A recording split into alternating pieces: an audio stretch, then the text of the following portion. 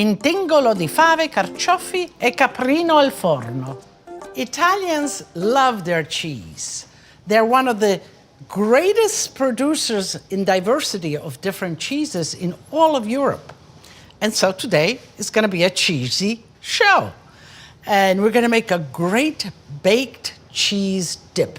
So we begin with favas. They're best when they're fresh. You could buy them frozen and they will be just as good. So they come in pods like this. And what you do, you just kind of get right in there and just crack them open, just like that. The beans are nestled in this pod, and you continue to clean them off until you finish. This you throw away. Once you have them all cleaned out of the pod, you blanch them in hot water, and then you put them in ice water to cool them. And what I do is I actually nip a piece on one end and then just squeeze the fava right out. So you nip a piece on one end and you squeeze the fava out. One more. Just nip it and squeeze it out. And that's the fava story. So let's go now to this dip. And this is a glorious dip. It's really good, it's simple. Let's begin with the goat cheese first. Let's put that in. Then cream cheese. Let's give it a whirl so that just kind of mix it together. Okay. Then let's add lemon juice, lemon rind. That kind of freshens it up. Artichoke.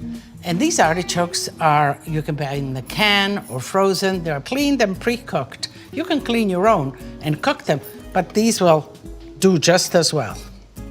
Okay, I love scallions.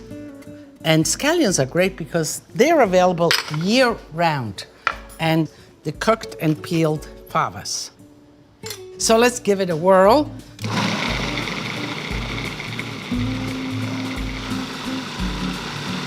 I think that's it. I like mine a little chunky, and here it is. We're all set in a baking dish. It'll bake in here and you'll bring it to the table just as is. And whenever you are kind of baking things, empty it out all in the center so you don't get the sides dirty, because you want to present it nicely. And you kind of nestle it towards the edges like this. Again, get everything in there. You don't want to waste anything. You want it to settle in there. And then we're going to put a topping. And the topping is some panko, which is breadcrumbs, rough breadcrumbs, and some grated cheese, just like that. You mix it together, and this will make a great topping for you. Okay. And you just sprinkle it on top.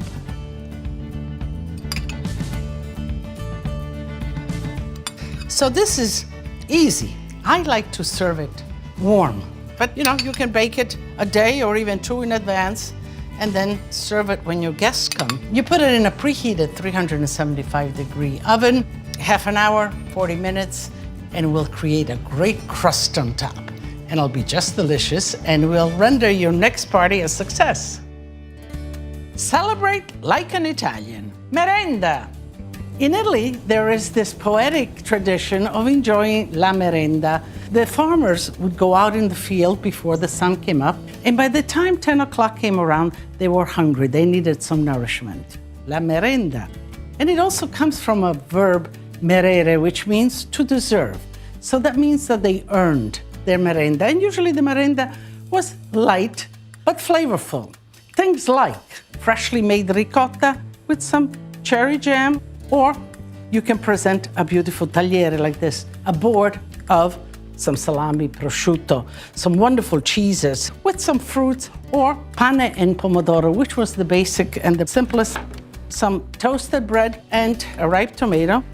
And you kind of take the seeds off, and I'm cutting it because I want the pulp to come out, and you rub the bread. So you see how the tomato comes out, and you let it kind of steep in. Just like that. A drizzle, just a drizzle of oil on the bread. And of course, a little bit of wine. A little bit of wine was also appreciated at that time in the morning to build up those energies.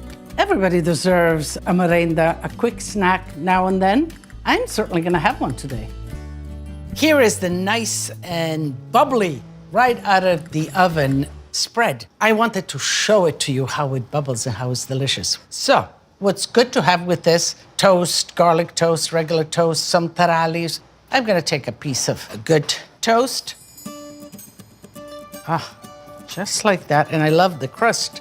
Spread it just like this, and I'm gonna taste it for you.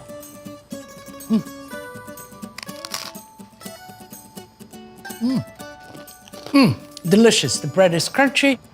There's a nice acidity, the lemon juice, and also there's that kind of complex flavor of the goat cheese, the sweetness of the fava, the artichokes, just delicious. If you make this, you're gonna have a great party.